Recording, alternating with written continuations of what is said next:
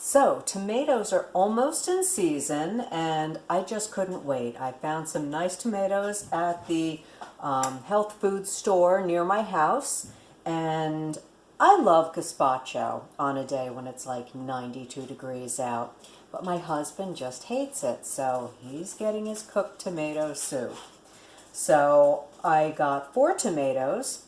His are chopped up, mine are in larger pieces, but you're going to see how this will go. I've got 2 tablespoons of olive oil in here. I'm going to put it on medium, and I'm going to add a little over half a cup of chopped onions.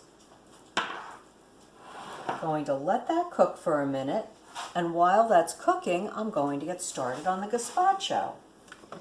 So, don't want the plastic too close to the stove.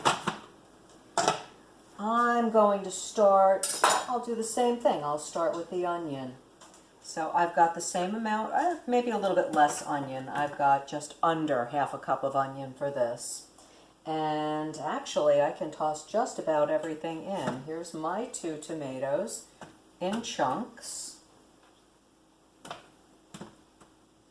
And I've got 2 cloves of garlic, and I've got 2 cloves of garlic that are chopped. I don't have to chop mine.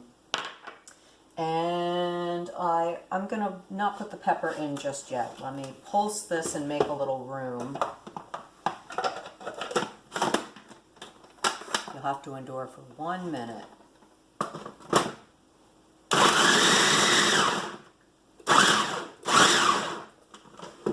Okay, we made a little room.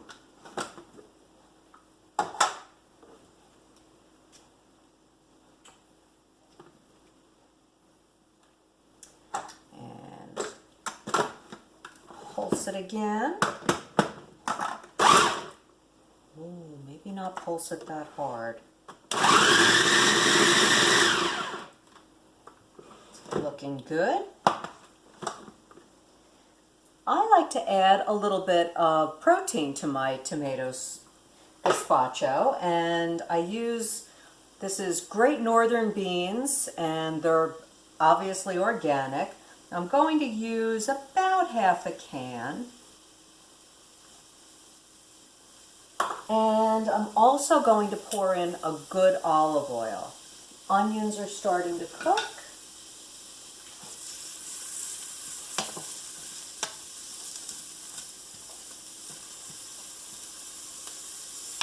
Who doesn't like gazpacho? I don't know.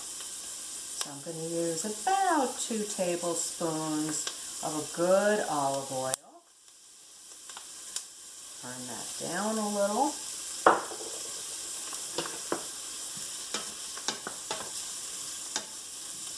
I just want to cook the onions until they're translucent, because this is going to have water added yet, and it's going to cook for a little while. The tomatoes are going in. But I really like to bring out the flavor. I like to start caramelizing the sugars in the onion. There we go. Now, put this back together.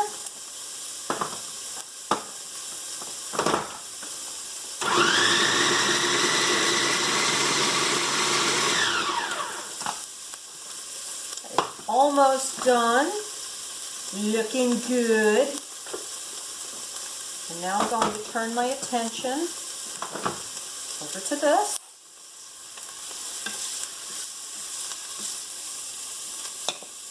I'm going to add the garlic next.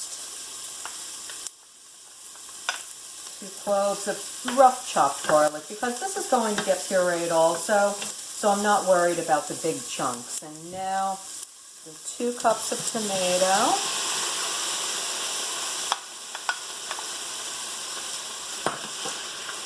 Smells good. But this for me is more a winter's day kind of thing.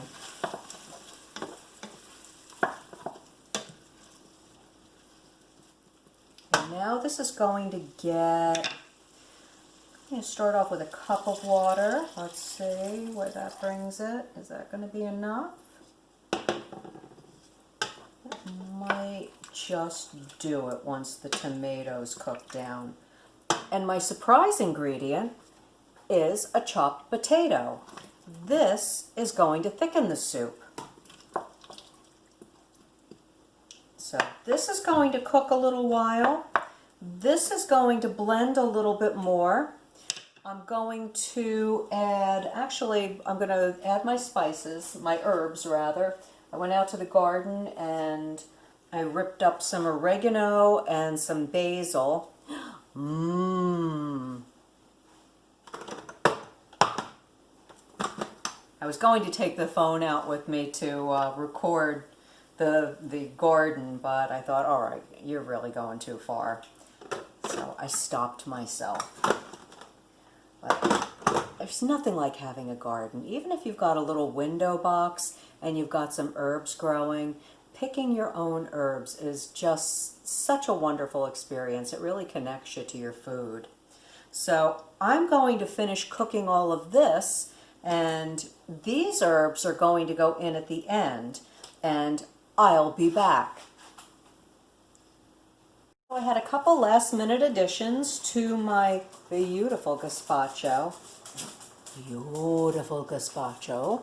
I decided I always add salt, so I added a little salt to that, a little salt to this, and then I added about a tablespoon of balsamic vinegar to this, just to really make it pop. Now, this tomato soup cooked for about 15 minutes, long enough to clean up the kitchen. So things just keep moving right along. Now here's our beautiful herbs. And I pulled out the immersion blender. And since I'm going to aim it away from me, you're going to get a great view of how well this little tool works.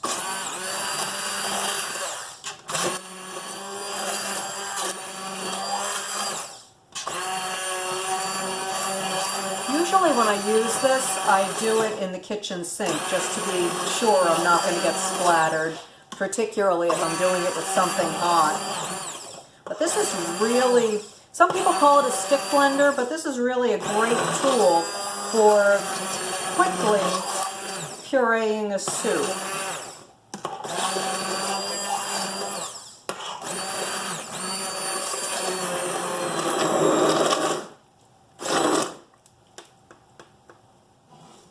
How's that for quick?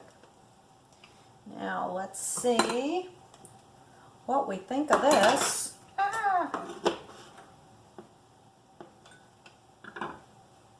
There. Got my little bowl here. Now I would make it a little bit more pureed, but my husband actually likes it chunky, so he's going to be very happy with this, I think. All his favorites. So again, let's look at the difference. The potato lightened this quite a bit. The pepper turned this a little more green.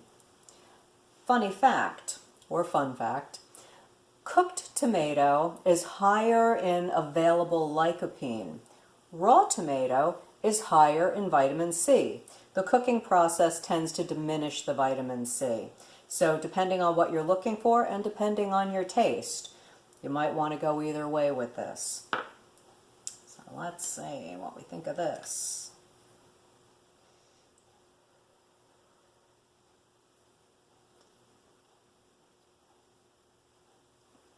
It's hearty. It's the kind of thing I'd like on a nice winter's night. Now, after I've been out shoveling snow or something. But, you know, that's his taste. And this one, I already tasted and I know. It tastes like summer. It's bright, it's crunchy. This one's warm and nourishing, full-bodied. It's got a beautiful taste. But this, for me, says summer. Any kind of a nice cold soup, any kind of a gazpacho. I'm all about it. So, there you go. 2 quick, easy tomato soups, all according to your taste. And what's for dessert? Gluten-free blueberry pie. Mmm. all the recipes will be on my Healthy Food Scientist blog on the blog page. Enjoy!